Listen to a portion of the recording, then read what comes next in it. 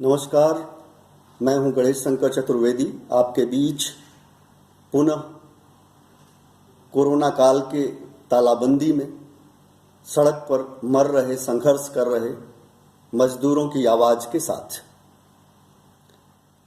मित्रों, अभी कुछ दिन पहले शायद वो आंसू आंख से अभी सूखे भी नहीं थे। रेल की पटरियों पर 16 मजदूर कट कर मर गए औरंगाबाद में, और उनकी बिखरी रोटियां, उनके बैग से बिखरे हुए सैनिटाइजर की ट्यूब्स और उनके पास रखा हुआ या मुंह पे लटका हुआ मास्क, ये बता रहा था कि जीवन जीने की लालसा उनके अंदर भी है।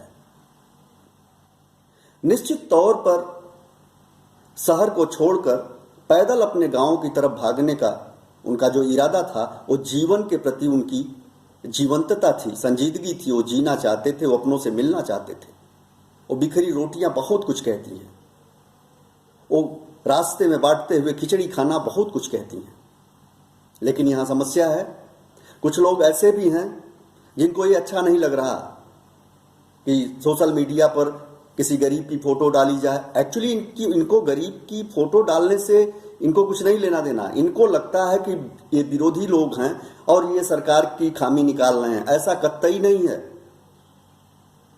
नई तस्वीर अगर आप लाना चाहते हैं तो पुरानी तस्वीर को सामने लाना पड़ेगा, और वो तभी होगा जब जनता की आवाज इस तरह से हर जगह पहुंचेगी।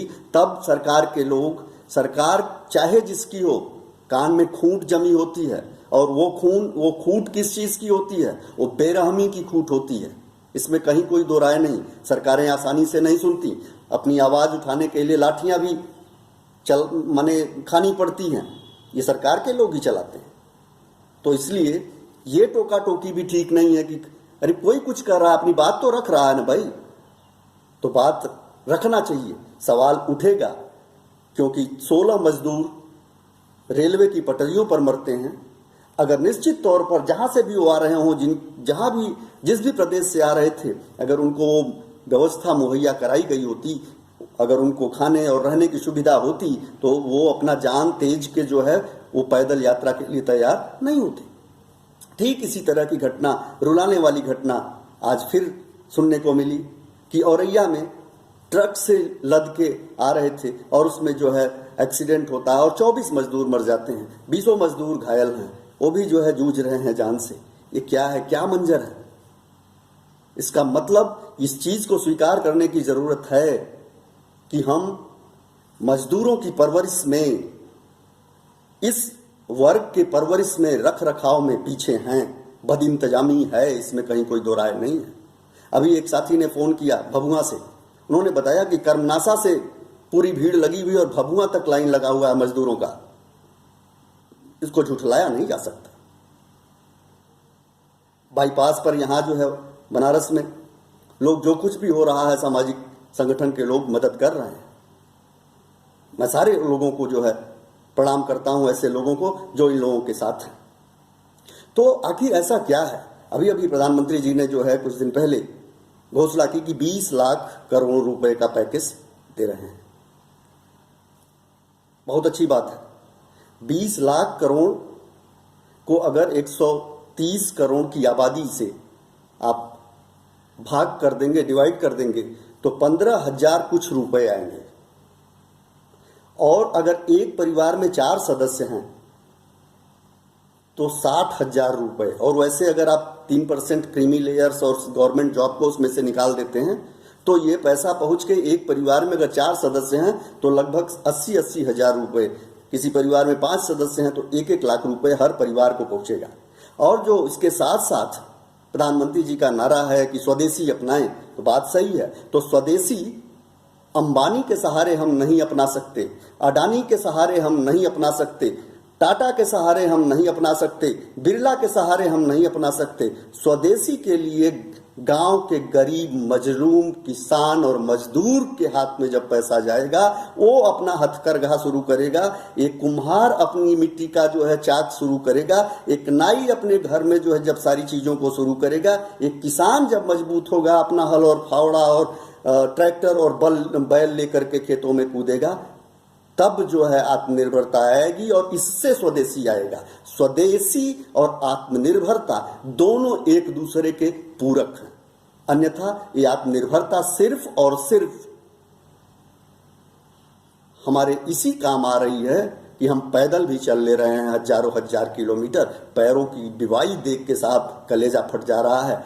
बच्चे को माँ जो है पता लगा कि अटैची पर टका के लेके जा रही है, हृदय विदारक है, इसमें कोई दो राय नहीं है। इसको आप कतई इस नजरिए से मत देखिए कि ये सरकार का विरोध है, नहीं, ये सरकार का विरोध नहीं है, ये सरकार से अपील है। और इस पैसे को कतई जो है मेरा मानना है कि इंडस्ट्रियलिस्ट के हाथ में पैसा न जाए। अगर हकीकत में संवेदना है जनता के प्रति, मजदूरों के प्रति, देश के प्रति, माटी के प्रति, तो किसान और जवान के हाथ में पैसा पहुंचना चाहिए। और ये तभी संभव हो पाएगा जब ये पैसा दो लोगों को, अभी भी जो सबसे निचले तबके के प्रतिनिधि हैं, ग्राम प्रधान और शहरी क्षेत्रों में सभासद, इनके हाथ में पैसा जाए और इनके बजरिए अगर पैसा दिया जाएगा तो मुझे लगता है कि बाकी की तुलना में ज्यादा आसानी से पैसा जनता के पास इनके थ्रू पहुंच जाएगा।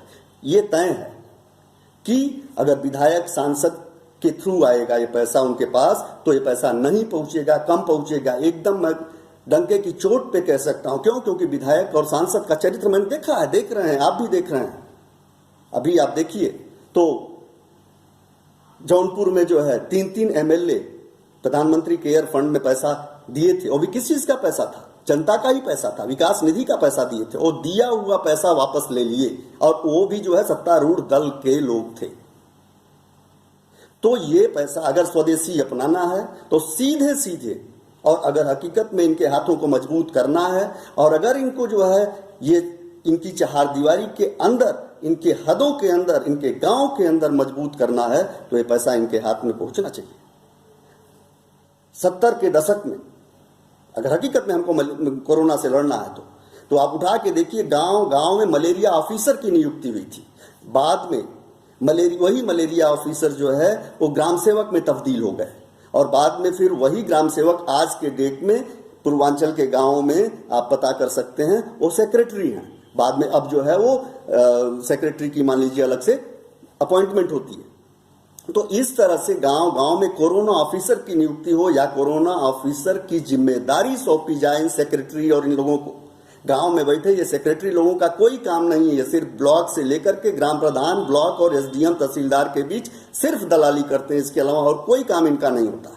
तो अगर ये जिम्मेदारी उनको सौंपी जाएगी और इस तरह से, तो निश्चित तौर पर जो है ये पैसा सही काम आएगा, और इनको प्रॉपरली कोरोना ऑफिसर्स को ट्रेन किया जाए, और रख रखाव जो सैनिटाइजिंग और बाकी जो मास्क और बाकी चीज़ों की व्यवस्था जो बताई जा रही है, अगर हकीकत में कोरोना से लड़ना है तो इनको मुहैया कराया जाए ये पूरे। तो इस तरह से, क्योंकि अब ये रोग गांव तक पहुंचना शुरू कर दिया है, और अगर गांव डिस्टर्ब हो गए तो फिर ये बचाना संभव नहीं होगा, और हम बतौर इंसान, बतौर सामान्य नागरिक खुद को माफ नहीं कर पाएंगे। सरकारों की बात तो मैं नहीं करता, सरकार अपने को माफ कर सकती है, बट बतौर नागरिक हम और आप अपने को माफ नहीं कर पाएंगे।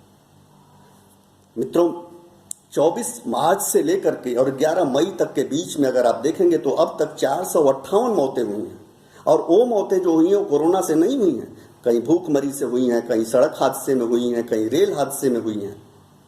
तो ऐसी चीज़ों से निजात पाने के लिए एक अपील कि ये पैसा, दो चीज़ें, कि गांव गांव में कोरोना ऑफिसर की नियुक्ति हो, या जो सेक्रेटरी हैं उनको कोरोना बतौर कोरोना ऑफिसर भी चार्ज दिया जाए, और दूसरी चीज़ जो है कि ये पैसा सीधे जनता के हाथ पहुंचाने की कोशिश हो। इसी अपील के साथ पुनः आपसे मिलते हैं। धन्यवाद। जय हिंद।